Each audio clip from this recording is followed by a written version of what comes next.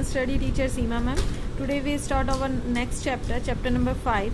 ये बेटा हम 11th क्लास वाले स्टूडेंट्स प्लीज़ लिसन केयरफुली कि 11th में बिजनेस स्टडी के फर्स्ट पार्ट है.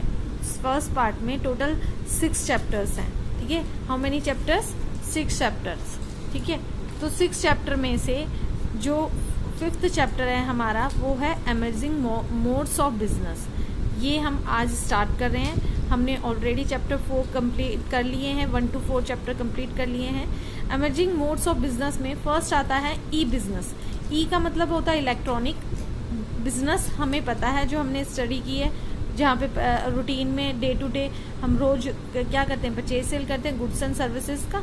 तो ई बिजनेस क्या हो गया? Conducting the activities of industries, trade and commerce through computer network. Network क्या होता है? अब जैसे मैं जिसके थ्रू आपको वीडियो भेज रही हूँ, वो भी किसके थ्रू भेज रही हूँ? इंटरनेट के थ्रू भेज रही हूँ. तो वो ये कहते हैं कि conducting the activities of industry हो गया, ट्रेड हो गया, कॉमर्स हो गया, इन सब की जितनी भी एक्टिविटीज़ हैं अगर हम कंप्यूटर नेटवर्क के थ्रू करते हैं तो उसे कहा जाता है ई बिजनेस. नेक्स्ट आता है इसके अंदर ई बिजनेस एंड ई कॉमर्स. अब इन दोनों में से बड़ा कौन सा है, छोटा कौन सा है? देखो अल्फ़ाबेटिकली अगर हम लें, ट्रिक ऑफ लर्निंग का क्या मेथड हुआ कि अगर अल्फ़ाबेटिकली हम लें तो बी पहले आता है, तो ई बिजनेस बड़ा है. एंड जो ई कॉमर्स है सी बाद में आता है, तो सी स्मॉल है. ई कॉमर्स में क्या करते हैं? Buying and selling of goods over the internet. अगर हम सिर्फ बाइंग एंड सेलिंग करते हैं गुड्स का इंटरनेट के थ्रू तो वो ई कॉमर्स है. बट अगर हम एडिशनल एक्टिविटी प्लस का साइन लगाए हैं, इसका मतलब बाइंग और सेलिंग ऑफ गुड्स तो होगा ही होगा, पर इसके साथ एडिशनल एक्टिविटीज़ भी होगी. क्या क्या एडिशनल एक्टिविटी? प्रोडक्शन करना, जैसे फाइनेंस करना, HR का मैनेजमेंट करना, इन्वेंट्री मैनेजमेंट करना, ये सारी एक्टिविटीज़ भी हम इंटरनेट के थ्रू करेंगे तो इसे कहा जाता है ई बिजनेस. तो e business is wider than the e commerce. Next आता है इट्स स्कोप. स्कोप में क्या क्या आता है? फर्स्ट आता है B to B. B to B का मतलब होता है यानी बायर टू बायर्स, यानी बायर टू बायर का मतलब हो गया फॉर एग्जांपल जैसे डेल टू डिस्ट्रीब्यूटर है. डेल कंपनी है, वो किसको डिस्ट्रीब्यूट करती है? अपनी अपनी कंप्यूटर जो है लैपटॉप है, किसको डिस्ट्रीब्यूट करते हैं? डिस्ट्रीब्यूटर्स को डायरेक्ट. यानी ये कंपनी डायरेक्ट डिस्ट्रीब्यूटर को माल सेल करती है. तो ये कौन सा बिजनेस हो गया? B to B. ठीक है, तो इसमें हम ये कह सकते हैं कि जैसे अगर होलसेलर रिटेलर के साथ बिजनेस कर रहा है तो वो बी टू बी है. नेक्स्ट आता है B to C. B to C का मतलब होता है buyer to customer. Buyer to customer हो गया, मतलब कि जैसे अमेज़ॉन हो गया, फ्लिपकार्ट्स हो गए, ये जो है सॉरी बी यानी business and C is customer. ठीक है, तो एक तरफ बिजनेस है और दूसरी तरफ क्या है? कस्टमर है. बिजनेस कौन कर रहा है? जैसे अमेज़ॉन, फ्लिपकार्ट, इनसे हम डायरेक्ट कस्टमर क्या है? अपने गुड्स परचेज कर लेते हैं. तो ये कौन सा बिजनेस हो गया? B to C.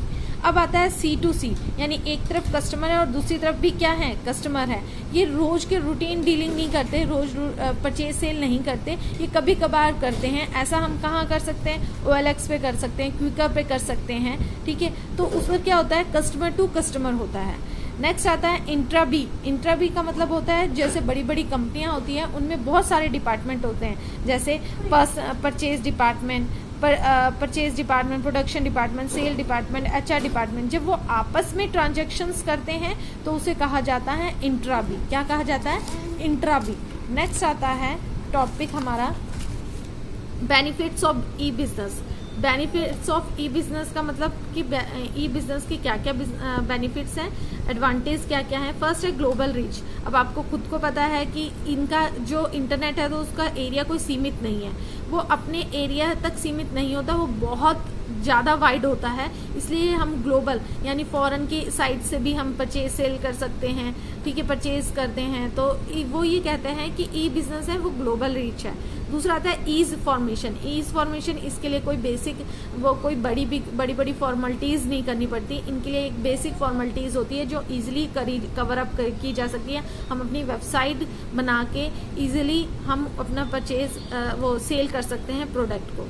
Lower investment. अब देखो अगर हम पर्सनल शॉप खरीदें तो पर्सनल शॉप 20-30 lakhs की मिलेगी, फिर उसमें हमें गुड्स भी लगाना पड़ेगा, उसका कोई कारपेंटर का कोई काम भी करवाना पड़ेगा, तो बहुत सारी ऐसी चीजें हो जाती है जिससे वो हमारी शॉप 60-70 के लाख के आसपास हमारा खर्चा आता है। तो पर अगर हम ई बिजनेस करें तो हमें ज़्यादा कोई खर्चा नहीं करना पड़ता, हमें अपनी वेबसाइट बना के इजीली हम उस पर सेल कर सकते हैं। कन्वीनियंट, अब अगर आपको रात को 2 बजे भी अगर वो करना है, परचेज करने का, कोई चीज़ खरीदने का मन किया, तो आप वेबसाइट पे जाके परचेज कर सकते हो, ऑर्डर कर सकते हो, तो ये बहुत कन्वीनियंट है। हाई स्पीड, यानी हमें यहाँ पे इसकी स्पीड भी क्या है, बहुत हाई है, हमें वैरायटी ऑफ गुड्स देखने को मिलते हैं, रिटर्न पॉलिसी भी आजकल कई ऐप ने चला दी गई है, ठीक है। तो इस तरीके से मूवमेंट टुवार्ड्स पेपरलेस सोसाइटी। अब ये क्या है पेपरलेस सोसाइटी का मतलब कि हमारे इस पे पेपर वर्क ज़्यादा नहीं होता, बहुत कम पेपर वर्क होता है ई बिजनेस के अंदर। नेक्स्ट आता है it's limitation.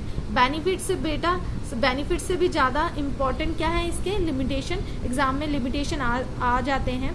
Low personal touch. Low personal touch का मतलब हम इसमें जो प्रोडक्ट देखते हैं सिर्फ हम उसे देख सकते हैं, सी कर सकते हैं, टच नहीं कर सकते, ठीक है। क्यों? क्योंकि हम फैब्रिक नहीं देख सकते हैं, हम स्क्रीन पे सिर्फ उसकी पिक्चर इमेजेस दे सकते हैं, तो ये हमें श्योरिटी नहीं होती कहीं ना कहीं कि ये जो हमें दिख रहा है एग्जैक्ट वैसा ही मिलेगा क्या, नहीं। In congruence between order taking and giving and fulfilment speed. वो ये कहते हैं कि जो स्पीड है ऑर्डर टेकिंग की वो तो बहुत अच्छी है, हम जब भी मन करे हम उसी समय ऑर्डर करके ऑर्डर हमारा उसी समय हो जाता है, पर उसकी जो ऑर्डर की फुलफिलमेंट है वो हमारे 3 days 4 days या 1 week या 15 days। अब आजकल कोरोना चल रहा है तो वो कह रहे हैं ना कि ऐप में दिखाते हैं कि आप फ्लिपकार्ट अमेजोन करें तो 15 days भी ले सकता है, 1 week भी ले सकता है, तो इतना टाइम ले लेते हैं। पीपल रेसिस्टेंस, यानी जो लोग क्या हैं उसको ज़्यादा पसंद नहीं करते, डरते हैं, पसंद करते हैं, क्योंकि ये इसमें क्या है थोड़ा चेंज आने में डरते हैं। क्यों? क्योंकि जैसे कई लोग कहते हैं कि हम डेबिट कार्ड इंफॉर्मेशन सारी उनके पास चल जाएगी, हम डेबिट कार्ड से नहीं पेमेंट करेंगे, कैश ऑन डिलीवरी ही करेंगे, तो ये कहीं पीपल रेजिस्टेंस है। Ethical fallout. एथिकल फॉलआउट का मतलब हो गया कि अगर हम किसी उससे परचेज करते हैं साइट से, तो ईमेल, पर्सनल डिटेल्स हमारे और वो सब उनके पास हमें फिल करने पड़ते हैं, फिर वो हमारे अकाउंट पे ऑनलाइन नज़र भी रख सकते हैं, जो बेसिकली एथिकल नहीं है, ठीक है। ये हमने पहले पढ़ा था कि ये ऐसा करना गलत बात होती है, तो ये एक तरीके से इसकी लिमिटेशन है। तो बच्चों आज हमने क्या किया, चैप्टर नंबर 5, ठीक है, ये एक वीडियो इसकी ये है और सेकंड वीडियो तक ये चैप्टर कंप्लीट हो जाएगा अपना। ये सेकंड लास्ट चैप्टर है, इसके बाद एक ही चैप्टर बचेगा पार्ट 1 में, ठीक है। तो आप प्लीज़, ये मेरे हैंड रिटन नोट्स हैं, आप अपनी लैंग्वेज में थोड़ा बहुत ऐड कर सकते हो इसके अंदर, बुक की लैंग्वेज थोड़ा रीड आउट कर लोगे तो और डिटेल में अगर एग्ज़ाम में लिखना आए तो लिख सकते हो, बाकी इतना सफिशेंट है। और जो मेन टॉपिक्स हैं उनके कीवर्ड्स मैंने यहाँ पे लिखे हुए हैं, तो आप प्लीज़ ध्यान से रीड आउट कीजिएगा। जैसे ई बिज़नेस का मीनिंग किया आज हमने, ई बिज़नेस एंड ई कॉमर्स में कौन बिग है कौन स्मॉल है डिस्कस किया है, देन इट्स स्कोप किए हैं ई बिज़नेस के। नेक्स्ट हमने किया है benefits of E business and last one is limitation of E business. Thank you and have a nice day.